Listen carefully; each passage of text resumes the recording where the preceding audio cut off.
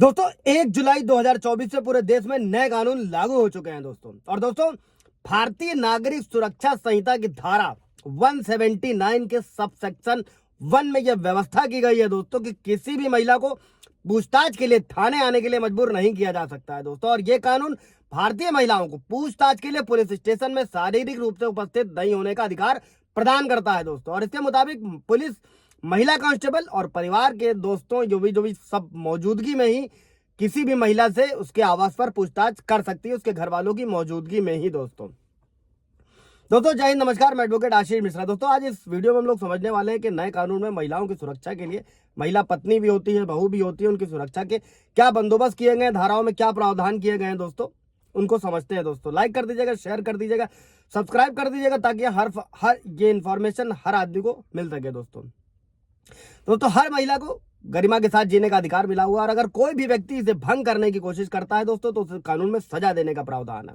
और महिलाओं के खिलाफ किए गए किसी भी अपराध, जैसे कि मान लीजिए यौन उत्पीड़न, जो नए कानून में व्यवस्था की गई है, धारा 74 किसी स्त्री को निर्वस्त्र करने के इरादे से हमला करना, धारा 75 लज्जा भंग करने के लिए स्त्री पर हमला करना, धारा 73 या महिला की ताक झांक करना दोस्तों, धारा 76 जैसे अपराधों के लिए दंड का प्रावधान नए कानूनों में किया गया है दोस्तों। और अगर कोई व्यक्ति किसी महिला का, किसी स्त्री का, किसी लड़की का पीछा करता है तो उसके लिए धारा 77 स्टॉकिंग के तहत सजा दी जा सकती है दोस्तों। अगर किसी मामले में महिला खुद आरोपी है या फिर कोई मेडिकल ट्रीटमेंट चल रहा है तो यह काम किसी दूसरी महिला की मौजूदगी में ही होना चाहिए दोस्तों। और अगर बलात्कार का मामला है, जहां तक संभव हो सके तो एक महिला पुलिस अधिकारी ही एफआईआर दर्ज करनी चाहिए दोस्तों। और 0 एफआईआर की भी नए कानून में व्यवस्था की गई है दोस्तों। और इसके अलावा किसी आरोपी महिला को महिला पुलिस अधिकारी को विशेष अनुमति के बिना उसे सूर्यास्त के बाद सूर्योदय से पहले गिरफ्तार नहीं किया जा सकता है दोस्तों। 0 एफआईआर पहले सिर्फ और सिर्फ महिलाओं के लिए व्यवस्था की गई थी कि वो किसी भी क्षेत्र में कहीं भी किसी भी पुलिस थाने में एफआईआर दर्ज करा सकती है, बशर्ते कि अभी जो 0 एफआईआर की व्यवस्था है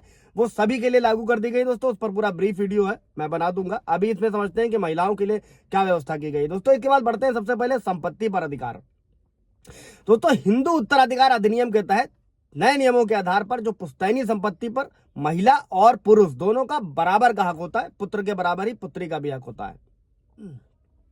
इसके बाद दोस्तों अगर महिला कहीं पर काम करती है तो उसे उत्पीड़न के खिलाफ भी अधिकार मिला हुआ है। और यौन उत्पीड़न अधिनियम के अनुसार आपको यौन उत्पीड़न के खिलाफ भी महिला को शिकायत दर्ज करने का पूरा अधिकार होता है दोस्तों। इसके बाद आते हैं घरेलू हिंसा। आप लोगों ने भी सुना होगा, उसमें सुरक्षा का क्या अधिकार दिया गया दोस्तों। ये अधिनियम मेन रूप से पुरुष या जो लिव इन पार्टनर में रह रहे हैं या कोई रिश्तेदार द्वारा पत्नी, एक महिला लिव इन पार्टनर या फिर घर में रह रही किसी भी महिला जैसे माँ या बहन पर की गई किसी भी तरीके की घरेलू हिंसा से बचाने के लिए बनाया गया है दोस्तों। और अगर किसी महिला के साथ घरेलू हिंसा जैसा अपराध हो रहा है तो भारतीय न्याय संहिता की धारा 85 के तहत पति या उसके रिश्तेदार को 3 साल की सजा का प्रावधान और जुर्माना दोनों का किया गया है दोस्तों।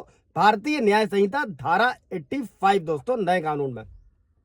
इसके बाद बढ़ते हैं दोस्तों कि दहेज उत्पीड़न के खिलाफ क्या अधिकार है दोस्तों। इसको ऐसे समझिएगा कि दहेज लेना और दहेज देना दोनों ही कानूनन अपराध है दोस्तों। और दहेज निषेध अधिनियम 1961 के तहत दहेज के लिए सजा का प्रावधान है दोस्तों। और अगर आप दहेज लेते हैं या लेने के लिए उकसाते हैं, कम से कम 5 साल की जेल या कम से कम 15,000 रुपए जुर्माने का प्रावधान है। इसमें एक चीज और समझिएगा दोस्तों कि लेना और देना दोनों ही अपराध है। इस पर पूरा एक मेरा वीडियो है जिसमें कोर्ट ने लड़की पक्ष वालों पर दहेज देने का मुकदमा दर्ज करने का आदेश दिया था दोस्तों। अगर आपका भी कोर्ट केस चल रहा है तो उसमें आपको हेल्प मिलने वाली है दोस्तों। और कई सारे सुप्रीम कोर्ट के जजमेंट भी मैंने अभी शेयर किए थे कि अगर पत्नी अगर साथ रहने से मना कर दे रही है दोस्तों तो मेंटेनेंस का अधिकार नहीं दिया जाएगा। इसी के साथ में अगर पत्नी पढ़ी लिखी है, वेल ग्रेजुएट है, कमा सकती है तो भी मेंटेनेंस से पति मना कर सकता है। ऐसे हाई कोर्ट के जजमेंट है, सुप्रीम कोर्ट के जजमेंट है दोस्तों।